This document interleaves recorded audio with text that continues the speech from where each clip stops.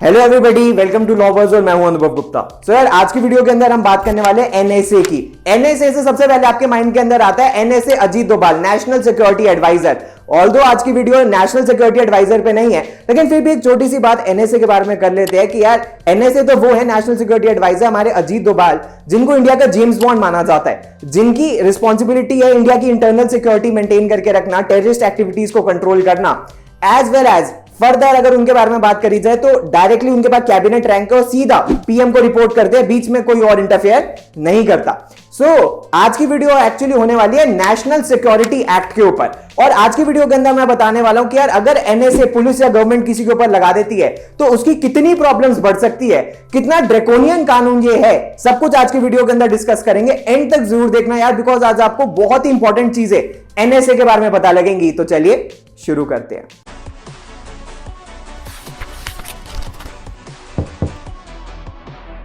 तो फ्रेंड्स, अगर मैं बात करूं एनएसए की, नेशनल सिक्योरिटी एक्ट, तो मैं अभी आपको रिसेंटली बताऊं कि कौन कौन से केसेस में एनएसए लगाया गया।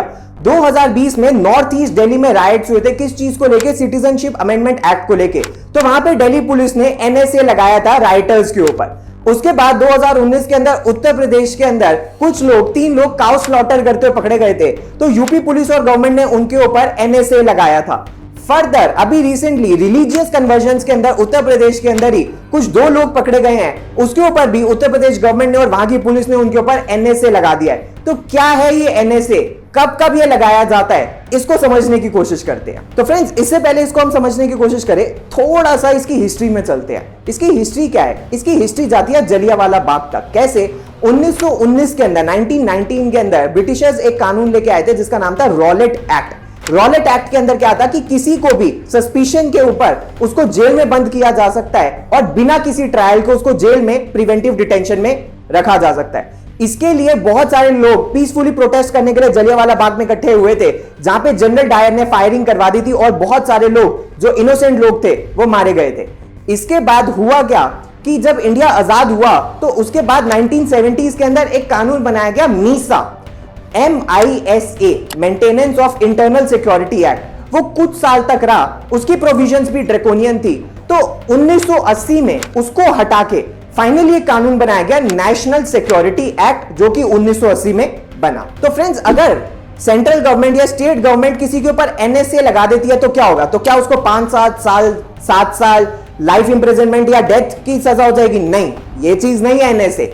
अगर किसी के ऊपर एनएसए लगा दिया जाता है तो उसको 12 महीने तक प्रिवेंटिव डिटेंशन में रखा जा सकता है। प्रिवेंटिव डिटेंशन क्या होती है? बिना किसी ट्रायल के, बिना किसी मुकदमे के, बिना किसी जजमेंट के उसको 12 महीने तक बिना किसी बेल की प्रोविजन के उसको जेल में या प्रिवेंटिव डिटेंशन में रखा जा सकता है। तो प्रिवेंटिव डिटेंशन में रखने के क्या ग्राउंड्स है? तो 4 मेजर ग्राउंड्स है। इसके अलावा भी 1-2 ग्राउंड्स और हैं, लेकिन 4 मेजर ग्राउंड्स है। सबसे पहले, कोई अगर ऐसा काम कर रहा है जो प्रेजुडिशियल है, किसके? डिफेंस ऑफ इंडिया के। दूसरा, सिक्योरिटी ऑफ इंडिया के। तीसरा, friendly relations with the foreign countries के साथ। या चौथा, पब्लिक ऑर्डर के अगेंस्ट। तो इन चारों चीजों के अगेंस्ट या इनमें से किसी भी चीज के अगेंस्ट अगर कोई काम कर रहा है तो उसके ऊपर एनएसए लगाया जा सकता है।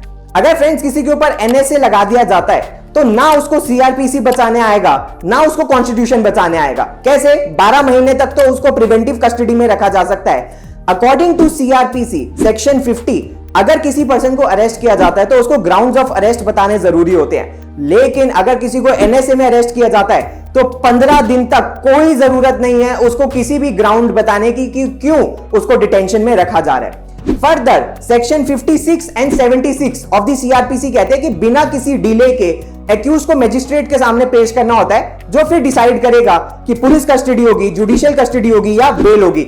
लेकिन इसमें यह भी प्रोविजन नहीं है, मजिस्ट्रेट के सामने भी पेश करने की कोई रिक्वायरमेंट नहीं है।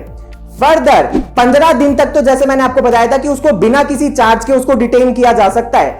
अगर कोई फॉरेनर पकड़ा जाता है तो उसको एक्सपेल किया जा सकता है सीधा कंट्री से। अगर कोई वो गलत काम कर रहा है इंडिया की सिक्योरिटी से तो उसको यहां से भगाया जा सकता है, उसको उसकी कंट्री में एक्सपेल किया जा सकता है। फर्दर फ्रेंड्स, इसके अंदर कोई कोर्ट की अपील का प्रोविजन ही नहीं है। मान लीजिए किसी के ऊपर एनएसए लगा दिया गया है तो सेंट्रल गवर्नमेंट या स्टेट गवर्नमेंट एक एडवाइजरी बोर्ड बनाएगी जिसमें 3 लोग होंगे और एडवाइजरी बोर्ड के जो 3 लोग होंगे वो इतने एजुकेटेड होंगे that they should be competent to become the जजेस ऑफ द हाई कोर्ट। और वो ये 3 लोग डिसाइड करेंगे कि ये कस्टडी लॉफुल है या इलीगल है। अगर लॉफुल है तो डिटेंशन कंटिन्यू रहेगी, और अगर इलीगल है तो उसे एक्चुअली वहीं पे छोड़ दिया जाएगा। फर्दर कोई भी एडवोकेट एक्यूज को अलाउ नहीं होगा कि वो किसी एडवोकेट के थ्रू अपना डिफेंस करवा सके। तो यानी कि article 22 of the constitution of India जो हर एक को फ्रीडम देता है कि अपने पसंद के एडवोकेट से वो अपना डिफेंस करवा सकता है, वो भी अवेलेबल नहीं होता उसकी प्रोटेक्शन के लिए। तो यानी कि अगर फ्रेंड्स मैं एनएसए के बारे में बात करूं तो ये सीआरपीसी के भी बियॉन्ड है, इनफैक्ट कॉन्स्टिट्यूशन के भी बियॉन्ड है। तो अगर गवर्नमेंट इसका मिसयूज करती है तो किसी भी पर्सन के लिए एक बहुत बड़ी प्रॉब्लम क्रिएट हो सकती है।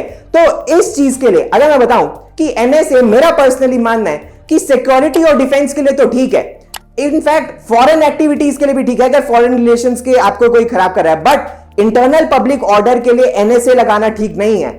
एक रिपोर्ट आई थी जिसमें बोला गया कि एनएसए के बहुत सारे जो केसेस होते हैं वो फेक होते हैं और गवर्नमेंट बदला लेने के लिए एनएसए का केस लगा देती है। तो आप मुझे कमेंट सेक्शन के अंदर बताइए कि एनएसए का जो एक्ट है क्या internal security, not internal security, public order maintain करने के लिए क्या ये सही है या नहीं है, या इसके लिए normal provisions of law enough है। तो ये मैं आपके कमेंट नीचे सुनना चाहता हूं। आप अपना व्यू पॉइंट दीजिए कि क्या कोई एक्ट जो सीआरपीसी या कॉन्स्टिट्यूशन के भी बियॉन्ड है क्या वो सही है या नहीं है, या कॉन्स्टिट्यूशन ऑफ इंडिया अलाउ करता है प्रिवेंटिव डिटेंशन, क्या ये आर्टिकल 21 का वायलेशन है या नहीं है। आपको नीचे कमेंट बॉक्स के अंदर बताना है। वीडियो पसंद आई हो तो लाइक जरूर करना, अपने सारे फ्रेंड्स के साथ जरूर शेयर करना, और ऐसी वीडियोस मैं फ्यूचर में भी बनाता रहूंगा। So thanks a lot, all the best, God bless you.